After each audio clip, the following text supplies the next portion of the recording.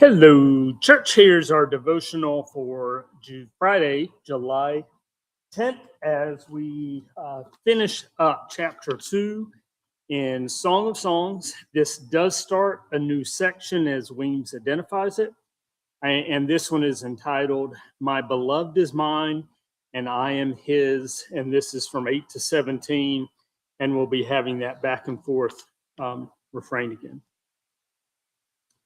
The voice of my beloved, look, he comes, leaping upon the mountains, bounding over the hills. My beloved is like a gazelle or a young stag.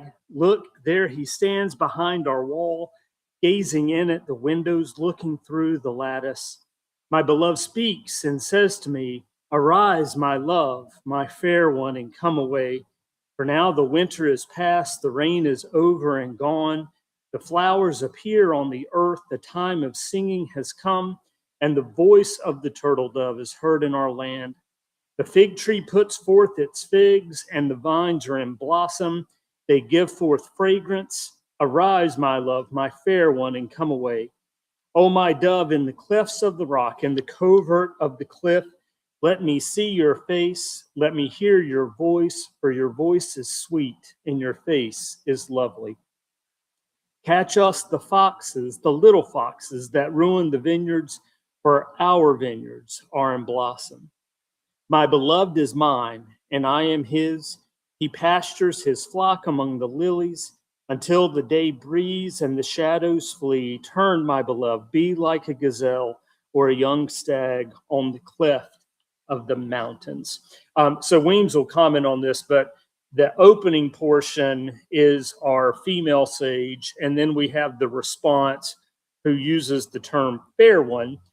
Weems is going to get into these pet names that the couple is using back and forth, and then we conclude again with the woman's response.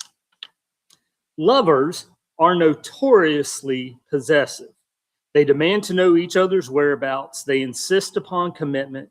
They expect accountability, and they take advantage of every opportunity to remind each other and those in earshot of their special claims upon each other.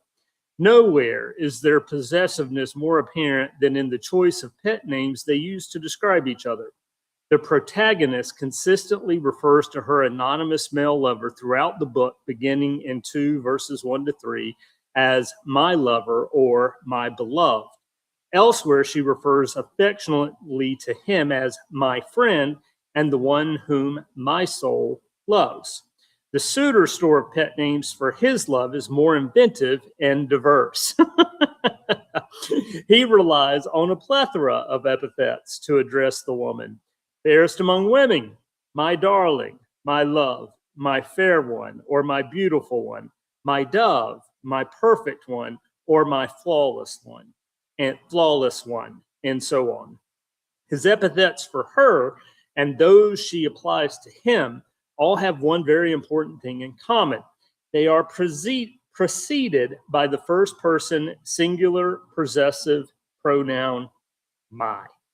It's good commentary. 9 occurrences of the pronoun my within a span of 9 verses is not a trivial matter, even in Song of Songs. This is not simply an example of the romantic drivel typical of new lovers. That's pretty good stuff, too. Something more is at stake here and throughout the poem. In fact, the more than 50 occurrences of my throughout this brief poem strongly suggest that they are not just asserting their mutual devotion. The lovers are insisting on it, on mutual devotion. That whole there is a, in this old man's heart, there is a reflection in there on the difference between young love and older maturing love. But yeah, we don't need to say any more about that right now. And here's a couple of paragraphs from her reflection. The love lyrics in Song of Songs are ideal for examining the pull and tug of romantic and spiritual commitment. The story of the beguiling young maiden and her skittish shepherd lover can be used as a thoughtful text for probing the dread of living in committed covenant union. The book reminds us that intimacy can be as frightening as it is fulfilling. It is fraught with dangers, unknowns, demands, and unforeseeable consequences, not simply a commentary on the fragility of human intimacy. The work captures the dilemma of the divine human drama. The Bible is full of stories who play hide and seek with God's calling. Their faith falters, their obedience is short lived, their worship wanes, and their commitment must be tested and reestablished again and again. The stories of Elijah withdrawing to a lonely cave, Jeremiah refusing to preach, Jonah sailing away to Tarshish,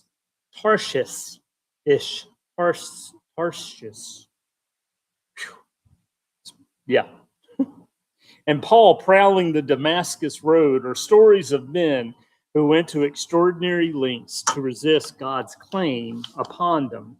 But before we see Song of Songs solely as an indictment of the inconstancy of commitment to and love for God, we would do well to pause and consider its honesty. These brief 9 verses remind us that human-human relationships, like human-divine relations, must be cultivated, nurtured, safeguarded, and cherished.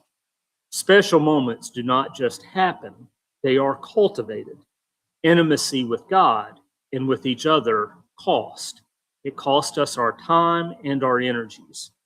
A willingness to be present, to remain, to be accountable, to see things through, to come out from hiding are necessary to nurture relationships.